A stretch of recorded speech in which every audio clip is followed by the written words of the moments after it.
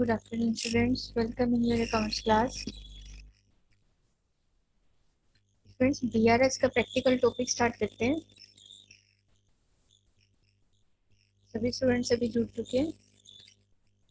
चलिए, आप में से जिनकी व्हाट्सएप ग्रुप पे क्वेरी आई थी, वो टॉपिक ख़त्म होने के बाद आप ले लेना। आप चैट में अपनी क्वेरी जो है वो टाइप करके रख देंगे, तो आफ्टर कंप्लीशन ऑफ टॉपिक हम उसके ऊपर एक डिस्कशन कर लेंगे। जिन्होंने भी व्हाट्सएप ग्रुप में अपनी क्वेरी भेजी हुई है, एक बार आप चैट में टाइप करके मेरे को भेज देना।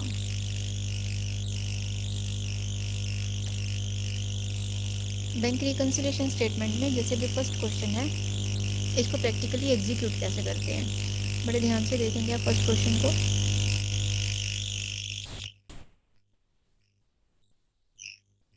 Gym limited maintains current account with State Bank of India.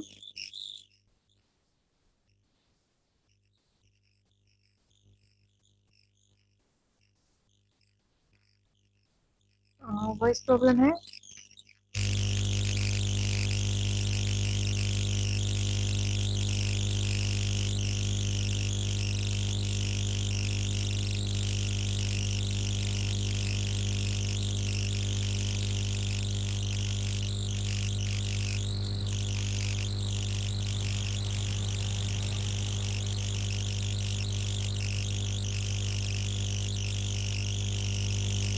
Okay, noise इसलिए आ रहा है आप लोगों का, माइक म्यूट नहीं है। Wait wait wait wait wait.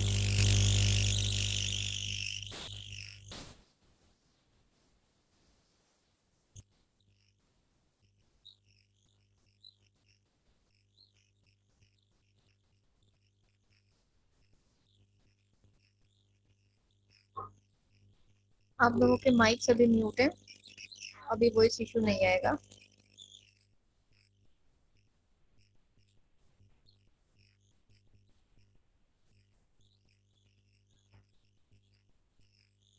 अभी इसमें जैसे 31 मार्च 2017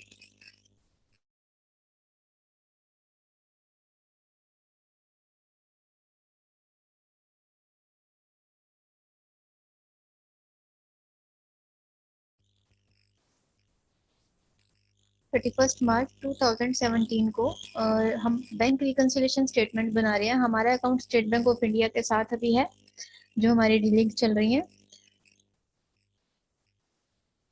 Bank column of its cash book showed a debit balance 154300. However, the bank statement showed a different balance. अब जो हमारी कैश बुक है उसका डेबिट बैलेंस आ रहा है ये 154300, बट बैंक स्टेटमेंट का जो क्लोजिंग बैलेंस है वो डिफरेंट आ रहा है इसी डेट में। तो उसके रीजंस जो है वो क्या क्या हैं? The following were the reasons. पहले इन्हें पढ़ लेते हैं, फिर इनकी डीलिंग करेंगे। Check deposited but not yet credited by bank this amount. अब यहाँ पे जो ये लिखा हुआ है कि डिफरेंट बैलेंस है, वो डिफरेंट बैलेंस कौन सा होगा जो क्वेश्चन के एंड में आएगा। Bank charges yet recorded in the cash book, it's not yet recorded in the cash book, and checks received by bank directly from trade debtors, insurance premium paid by bank as per standing instructions but not yet recorded in cash book, dividend collected by bank but not yet recorded it in the cash book। अब हर एक statement में आपने करना क्या है? अभी भी noise issue है, एक मिनट, नेट कनेक्शन एक बार हम डायग्नोस करते हैं। वेट।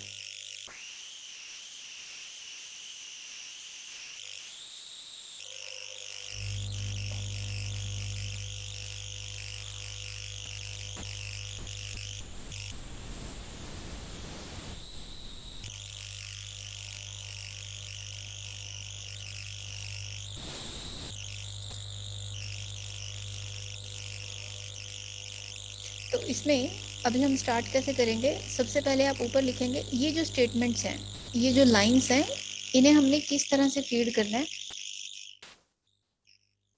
One by one. इसको हम इस बॉक्स में डालते जाएंगे, या आप एक्सेल में भी प्रिपेयर कर सकते हैं और मैनुअल भी प्रिपेयर कर सकते हैं, कहीं पे भी जहाँ प्रैक्टिकल आप काम करेंगे।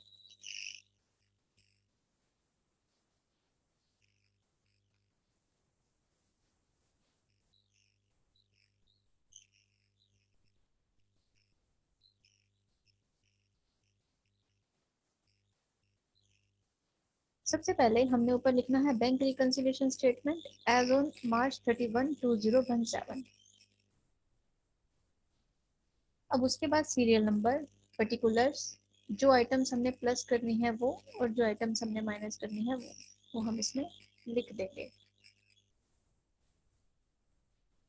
सबसे पहले debit balance as per cash book, जितना हमारा कैश बुक का बैलेंस बच रहा है वो हम यहाँ पे ऊपर लिख देंगे। डेबिट बैलेंस कैश बुक का जो गिवन है 154,300। उसके बाद इसमें दो कॉलम्स आप देख रहे हैं, एक ऐड का और एक लेस का। दो अलग अलग हमने ये बॉक्स बना लिए। अब ये किस बेस पे डालने हैं, एक लॉजिक इसमें लगाना है। जितने अमाउंट से हमारा बैंक बैलेंस प्लस हो रहा है उसे ऐड करते जाएंगे, जितने अमाउंट से कम हो रहा है उसे माइनस करते जाएंगे।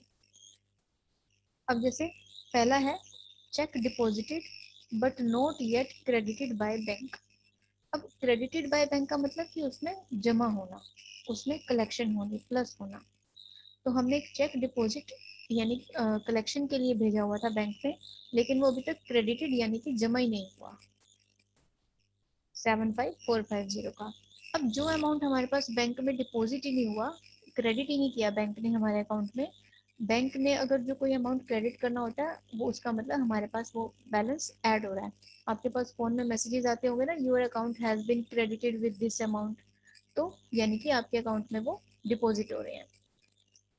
तो ये 75450 बैंक में नहीं ऐड हुआ, लेकिन हमने क्या किया होगा, अपनी कैश बुक में इस चेक को लगा दिया। तो हम क्या करेंगे, इसे वापस माइनस कर देंगे।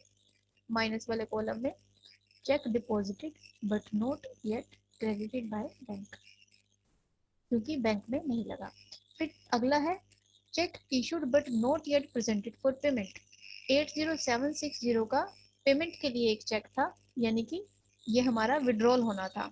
तो हमने अपनी कैश बुक में इसका विड्रॉल एंटर कर दिया होगा कि 80760 से हमने अपनी कैश बुक कम करनी है, लेकिन बैंक ने वो अभी नहीं की, क्योंकि वो हमारी अभी पेमेंट के लिए लगा ही नहीं है। उसके कोई भी रीजन हो सकते हैं, बट ये हम किस बेस पे हमने ये अमाउंट उठाए हैं, अपनी बैंक स्टेटमेंट के बेस पे, कि हमारी स्टेटमेंट में अमाउंट है ही नहीं। तो हमने 80760 जो पेमेंट के लिए चेक इशू किया था, लेकिन बैंक से भी वो नहीं निकले, तो हम इसे वापस यहाँ पे ऐड कर देंगे, प्लस कर देंगे। फिर है bank charges not yet recorded in the cash book, 1135। जो हमारे बैंक चार्जेस है वो कैश बुक में हमने रिकॉर्ड ही नहीं किया, बैंक ने यानी कि 1135 काटे हैं। तो हम क्या करेंगे, इसे लेस में डाल देंगे, क्योंकि हमारा बैलेंस कम हो रहा है। Check received by bank directly from debtors. अब जो हमारे डेटर्स हैं जिनसे हमने पैसा लेना है, उन्होंने डायरेक्ट बैंक में डिपॉजिट करवा दिया, जिसकी हमें इन्फॉर्मेशन नहीं थी। तो हम क्या करेंगे, इसे ऐड वाले कॉलम में प्लस कर देंगे।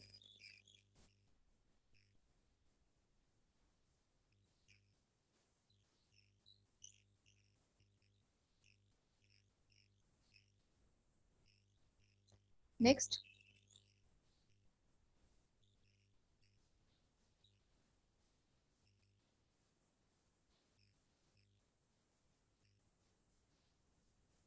Insurance premium paid by bank as per standing instructions but not yet recorded in the cash book 15400। ये जो अमाउंट है इस बैंक ने डायरेक्टली इंश्योरेंस प्रीमियम पे किया है, तो इसका हमारे अकाउंट में कोई एंट्री नहीं थी, तो हम इसको अपने पास से लेस कर देंगे, क्योंकि बैंक ने ही पेमेंट करी है। तो ये हमने अपने पास से माइनस कर दी।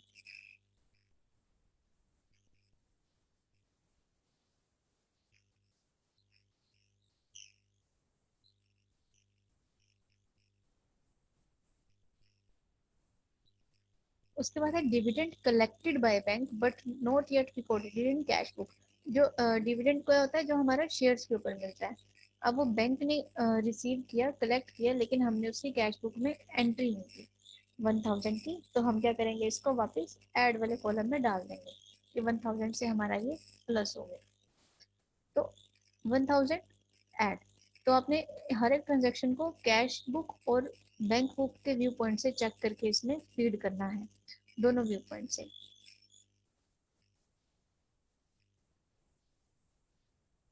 अब क्या करना है आपने, जो ये debit balance as per cash book था, ये इसके अंदर आपने ऐड वालों को, अमाउंट को ऐड करके ये जो लेस वाले हैं इन्हें माइनस कर देना, और आपके पास जो ये बैलेंस आएगा, credit balance as per passbook, यानी कि ये माइनस में आ रहा है, आपके प्लस वाले कम है और ये अमाउंट आपका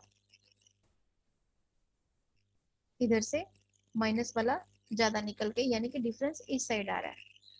तो ये जो 279 275 बैलेंस है इसे आप यहाँ फीड करेंगे। ये कौन सा बैलेंस है? ये प्लस वाली साइड का और माइनस वाली साइड दोनों का टोटल करके जो डिफरेंस आएगा वो आप यहाँ पे फीड कर देंगे। फिर दोनों का टोटल आपने इक्वल करके दिखाना है ये। तो ये वाला जो बैलेंस है ये हमारा मैच किससे करेगा? पासबुक से, यानी कि जो आपकी बैंक स्टेटमेंट है। बैंक स्टेटमेंट से जो हमारी बैंक स्टेटमेंट का जो फाइनल बैलेंस है वो ये निकल के आएगा जो मैच करेगा। अब ये जो सेकंड क्वेश्चन है ये भी बिल्कुल ऐसे ही है। इसमें जो ये फिगर्स दी हुई है ये लाइन में नहीं दी हुई है, ये एक पैराग्राफ की फॉर्म में दी हुई है। इस क्वेश्चन को हम कल डिस्कस करेंगे। और हमारे पास ये टोटल 20 क्वेश्चन हैं। तो इसमें से हम 3 और 4 क्वेश्चन जो है वो डिस्कस करेंगे, और इसकी जो फाइल है वो मैं आपको सेंड भी कर दूंगी पहले डिस्कशन करने के बाद, फिर आप उसे प्रैक्टिकल करके देख सकते हैं।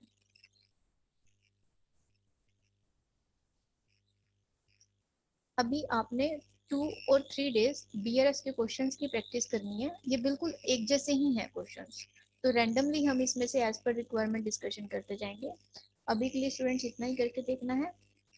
और आपकी मेरे पास अभी क्वेरी नहीं आई है कोई भी। जो व्हाट्सएप ग्रुप पे क्वेरी होती है आपकी, उसमें सभी स्टूडेंट्स के ना मिक्स होते हैं मैसेजेस, तो हम लोग नहीं उसमें आइडेंटिफाई कर पाते। जब क्लास लगती है तो आप उसमें अपना चैट बॉक्स में मैसेज टाइप कर दिया करें, ताकि इसी टाइम पे आपकी क्वेरी रिजॉल्व हो जाए। ओके स्टूडेंट्स, कल मिलते हैं नेक्स्ट क्लास में इसी टॉपिक के साथ। Thank you.